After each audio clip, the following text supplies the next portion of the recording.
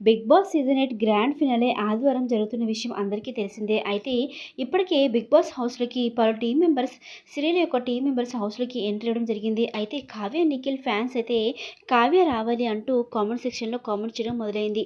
అయితే ఎట్టకేలకు చిన్ని సీరియల్ నుంచి కావ్య హౌస్‌లోకి రాలేదు కానీ ఇక ఫైనల్ వీక్‌లో అయితే ఎప్పట్లానే ఇక ఒక బాక్స్ పెట్టుకొని కావ్య అయితే ఎంట్రీ ఇవ్వబోతుంది హౌస్‌లోకి. ఇక నాతో వచ్చేదెవరు అంటూ ప్రైజ్ మనీలో కొంత అమౌంట్ బాక్స్‌లో పెట్టుకొని హౌస్‌లోకి ఎంట్రీ ఇస్తుంది కావ్య. ఇక కావ్యను చూసిన నిఖిల్ అయితే చాలా సంతోషపడిపోతూ ఉంటాడు. ఇప్పటికే తను కావ్య విషయంలో చాలా చాలా తప్పు చేశానంటూ ఇక బిగ్ బాస్ హౌస్‌లో మాట్లాడడం జరిగింది. దానికి ఘాటుగా కావ్య కూడా రియాక్ట్ అయింది. దానివల్ల నిఖిల్ కొంతగా బ్యాడ్ అయిన విషయం అందరికీ తెలిసిందే.